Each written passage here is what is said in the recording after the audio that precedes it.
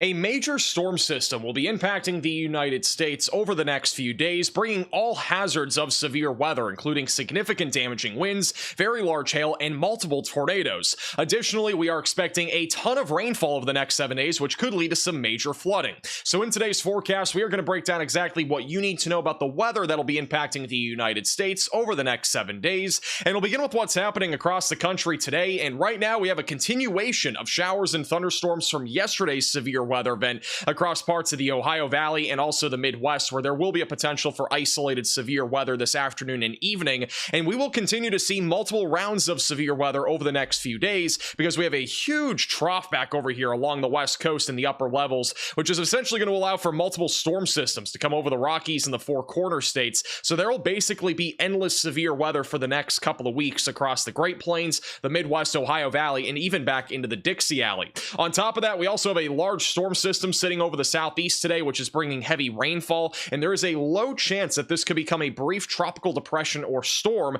as it flirts with the Carolina coastline over the next few days. But regardless of this becoming a tropical storm, it will bring the threat of flooding. Now let's talk more about the severe weather potential for the next few days, and we'll begin with today, which is Wednesday. We have a large marginal threat of severe weather that extends from the Great Lakes back into southeast Texas, where isolated damaging winds, hail, and maybe an isolated tornado or two will be possible this afternoon into the early evening hours, especially from southeastern Missouri near St. Louis back into central Indiana near Indianapolis. We also have a slight risk of severe weather in place in New Mexico and Texas, where large to very large hail is a possibility, in addition to an isolated tornado or two. The biggest thing with today is that we have an exiting and weakening storm system, which brought that significant severe weather event yesterday to areas like the central and southern plains and even the Midwest. And now we have a new storm system that is entering into the Four Corner states, and this is expected to bring severe weather today, but it'll also bring a more significant severe weather threat tomorrow that we'll talk about in just a moment. Generally speaking, our tornado threat for today is low, but it is not zero. Make sure that you have multiple ways to receive alerts and have a tornado action plan ready to go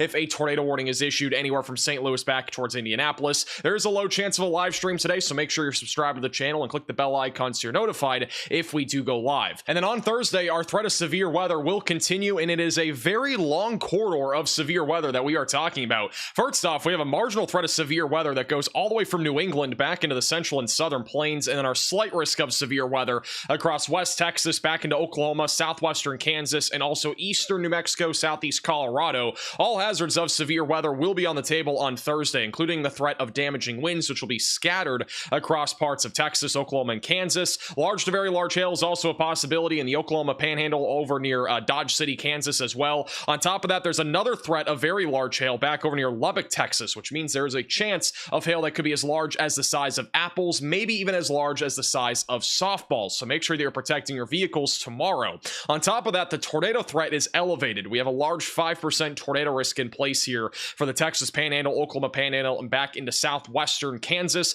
On top of that, there is a 2% tornado risk, which goes from West Texas back over towards Oklahoma City and Tulsa, Oklahoma, where a couple of tornadoes are possible. I personally do think there is a chance for a strong tornado or two tomorrow as well. Wouldn't be shocked if we got a 10% hatch tornado risk, but it's going to depend really on us seeing discrete supercells, which I think we will see tomorrow. So definitely make sure that you're staying weather aware. It looks likely that will be live tomorrow, so make sure you are subscribed to the channel. And then heading into Friday, our risk of severe weather grows in size even further, with a large slight risk of severe weather in place anywhere from Colorado and Texas back into the Ohio Valley and Dixie Alley, where all hazards of severe weather will be possible, but the main concern should be damaging winds. There will also be a potential for a few tornadoes embedded in a line of thunderstorms. And then as we go into Saturday, we have another large slight risk of severe weather. This extends from the Texas Panhandle back into the Dixie Alley, where more damaging winds will be the biggest concern. There will also be a potential for some hail and maybe a few tornadoes as well. Now let's talk more about the timing of severe weather over the next few days, and we'll begin with today, which scattered showers and thunderstorms will be possible here across the Ozarks all the way back into the Ohio Valley throughout the late afternoon and evening hours. This is pictured around 7 to 8 o'clock tonight. Generally speaking, it's going to be pretty messy, and I don't think there's much of a threat of severe weather. It's going to be very isolated, so damaging winds, hail, and maybe a brief tornado being possible, but definitely not as organized as what we had yesterday in areas like Oklahoma, where we actually had a couple of tornadoes near the Oklahoma City area, and we ended up having over 6 tornadoes across the board from the Midwest back into the southern plains. Nothing like that though today, just isolated severe weather throughout the afternoon and evening. And then as we go into Thursday, there will be a few more storms out there. Might end up seeing a couple of isolated hail and wind events near the Mississippi River Valley, but generally speaking, nothing really far beyond that. Now, the tornado risk over the next couple of days will be interesting in areas like the Southern Plains. For today, it's a relatively low risk, maybe an isolated tornado or two back over New Mexico, perhaps far western Texas. But tomorrow's even more interesting. I do think we're at least going to see a couple of discrete supercells tomorrow afternoon. And look at this environment here for our significant tornado parameter values. They are actually relatively high,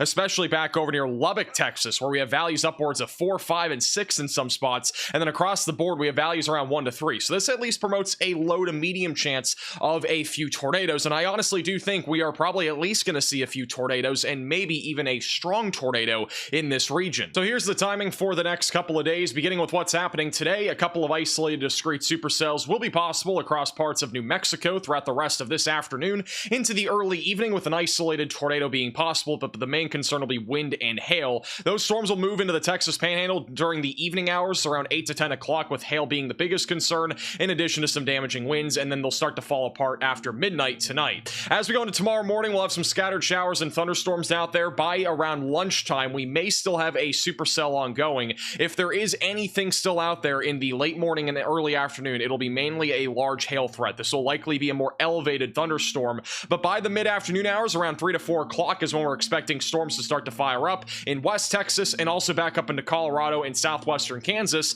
All hazards being possible, but the biggest concerns with these storms initially will be hail and wind.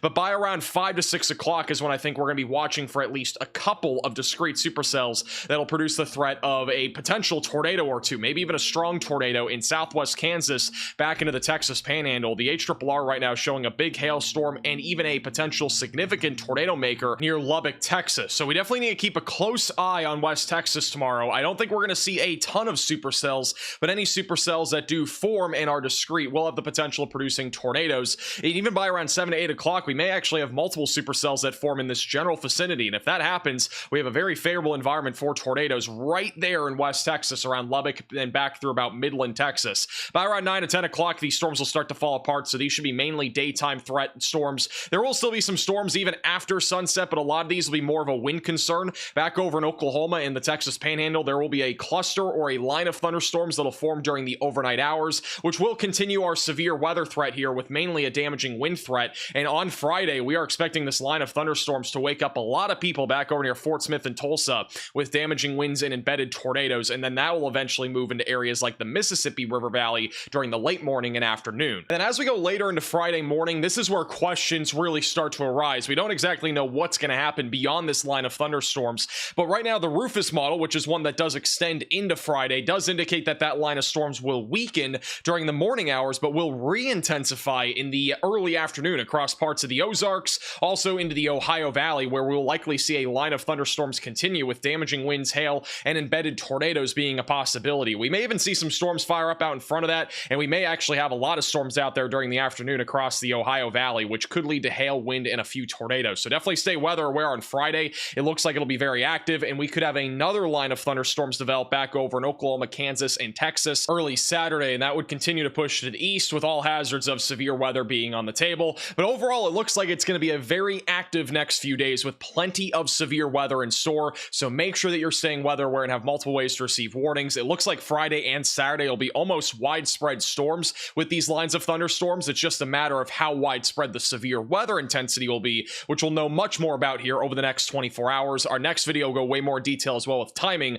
for both Friday and Saturday, so make sure you are subscribed to the channel. And this very active weather pattern is literally going nowhere, and the biggest reason why is because we have a large-scale area of troughing back over in the Rockies and along the West Coast, which is going to continue to bring these shortwave troughs right over the Rockies. And for reference, this is our 500 millibar chart, so it shows our mid-level cyclones here across the United States. And notice by Saturday and Sunday, we are going to have a low-pressure system spinning right over the Great Lakes, which will help to amplify a westerly flow, which does promote usually a threat for significant damaging winds with lines of thunderstorms, and sometimes we can get tornado outbreaks with setups like this. Right now, it does not appear as if we're going to have a tornado outbreak on Friday or Saturday, but I would not rule something out with at least some tornadoes out of those lines of thunderstorms. On Sunday and Monday, we even have a larger trough that is going to come right over the Great Lakes with very strong northwesterly and westerly flow. These are very well promoting the threat of potential mesoscale convective systems, and in some cases in June, July, and August, we can actually get derechos out of systems like this, so we definitely need to keep an eye on this setup as we go into Sunday, Monday, and Tuesday of next week with this large-scale low-pressure system across the northern and central plains and the Midwest. And then by Wednesday and Thursday, it's really not going to change much. We might have a one-day break sometime next week, but we're going to continue to see multiple shortwave troughs moving over the Rockies, and there is no end in sight right now to this very active severe weather pattern. So buckle up. It is going to be a very busy next couple of weeks here for June. And to put this all more into simplistic terms, this is the future radar for the next several days. Going into Friday, there will be some scattered showers and thunderstorms throughout the daytime from areas like Colorado back into the Ohio Valley, but our main severe weather threat looks to be in the late evening and overnight hours across the central and southern plains. On Saturday, severe weather will continue across the Ohio Valley all the way back over in Oklahoma, with scattered to numerous storms being likely, damaging winds, hail, and a few tornadoes all being possible. And though tornadoes are possible basically across this entire region, I think our greatest threat will be in the Ohio Valley on Saturday. Going into Sunday, that low pressure system will move into the Midwest. Notice how we could have a line of thunderstorms during the morning hours on Sunday. That could produce damaging winds. And then also on Sunday, there will be more scattered severe storms back over in the southern plains. I would expect another slight risk of severe weather down there on Sunday. And then early next week, the severe weather train will continue. We'll likely at least get one, if not two lines of thunderstorms somewhere in the northern and central plains in the Midwest around Monday and Tuesday off to the west of this large-scale low-pressure system with strong northwesterly flow that'll promote lines of thunderstorms, mainly with a damaging wind threat. And then also scattered severe weather will continue in the southern plains. And then by Tuesday and Wednesday, severe weather really not going anywhere. It's going to continue across the high plains, the southern plains as well during the middle of next week. And then after that, it becomes very uncertain what's exactly going to be happening. But it looks like we're going to have a lot of mesoscale convective days here across the Great Plains, which basically means small-scale localized severe weather events reliant on outflow boundaries and dry lines, and not really a large-scale low-pressure system like what we're kind of dealing with here over the next few days. On top of all of this, we are talking about a lot of rain over the next 7 days across the country. Anywhere in the red, you're expecting between 2 to 4 inches of rainfall over the next 7 days, and we could even see some areas back over in the Carolinas pick up between 4 to 8 inches of rain. And the reason why is because there's actually about a 10% chance right now of a tropical storm forming offshore within the next 48 hours or so. It's a very low chance anything will actually form, but either way, we are going to have enough moisture there for there to actually be some heavy rainfall that could lead to some coastal flooding. So definitely a heads up there. Some pockets back over in Oklahoma could also pick up between 4 to 6 inches of rain over the next 5 to 7 days from all the storms that we'll be seeing. And as always, thank you all so much for watching today's forecast. If you are new to the channel, make sure to subscribe down below. And as a reminder, our Supercell merch is out at shopmaxvelocity.net. That is the top link in the description below. We have t-shirts, hoodies, mugs, phone cases, and a lot more. Once again, at shopmaxvelocity.net.